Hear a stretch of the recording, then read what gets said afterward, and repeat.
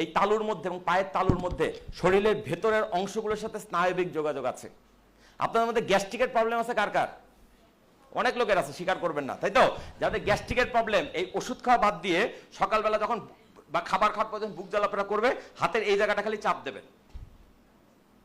Challenge, যদি এরপরে আপনাদের কারো গ্যাস্ট্রিকের ওষুধ লাগে, আপনি ইকবাল ভাইয়ের কাছে ক্লেম করবেন, আমি পয়সা দিয়ে যাব। আমি ওপেনলি ঘোষণা দিলাম ভাই, আমি জানি এই ভিডিও সারা ওয়ার্ল্ডে ছড়াচ্ছে। যদি এই নিয়মটা ফলো করার পর যদি কারো গ্যাস্ট্রিকের প্রবলেম ইনস্ট্যান্টলি না কমে, আপনি সঙ্গে সঙ্গে ইকবাল স্যারের কাছে ক্লেম করবেন, আপনাদের বাকি জীবন ওষুধের পয়সা আমি দেব। কথাটা একটু মাথার মধ্যে রেখেন, তালি মেরে লাভ নাই। চ্যালেঞ্জ, যদি কারো প্রেশারের প্রবলেম থাকে, প্রেশার হঠাৎ করে প্রেশার বেড়ে যায়, টেনশনে প্রেশার বেড়ে যায়, হাতের এই জায়গাটা চাপ দিবেন।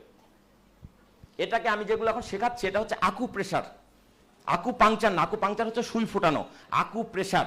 এবং এই ভারতীয় উপমহাদেশের এগুলো ছিল আদিকালের চিকিৎসা ব্যবস্থা। এই ওষুধ আসার আগে মানুষ, কবিরাজরা এইভাবে চিকিৎসা করতো, হাতের তালুর বিভিন্ন জায়গায় চাপ দিত, বলতে ব্যথা লাগে না, লাগে না, এই জায়গায় লাগে, লাগে না, এই জায়গায় লাগে, ও আচ্ছা এই জায়গায়, তাহলে এই জায়গার কোন পয়েন্ট, হয়তো কিডনি, বলো তাহলে তোমার কিডনিতে প্রবলেম। এবং এখন এই প্রবলেম এইভাবে আইডেন্টিফাই করা সম্ভব।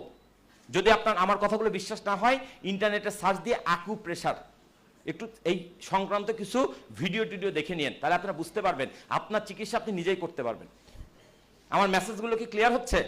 তাহলে দিনের মধ্যে কয়েকবার যদি হাতের তালুতে আর পায়ের তালুতে চাপ দেওয়া যায়, তাহলে কি ঘটবে?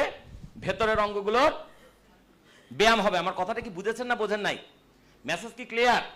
তাহলে এখন এই যে বারবার হাততালি দিতে বলা হচ্ছিল, আমি দেখছি অনেকে কষ্ট করে হাততালি দিচ্ছে।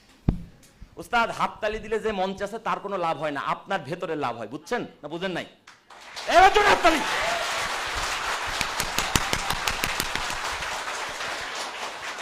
এইবার তালিটা হ্যাঁ নিজের জন্য দিছি, তাই না ভাই? দিনের মধ্যে কয়েকবার কারণে তালি দেবেন, অকারণে তালি দিবেন।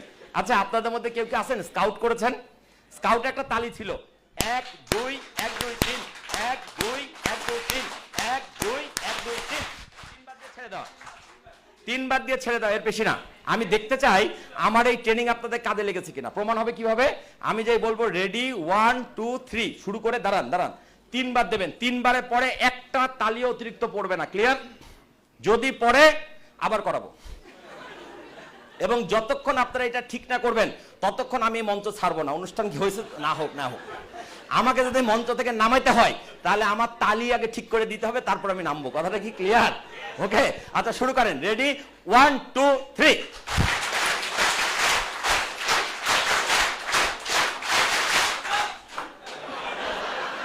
আমি মঞ্চ ছাড়বো না ভাই, আরেকবার হবে। রেডি 1 2 3।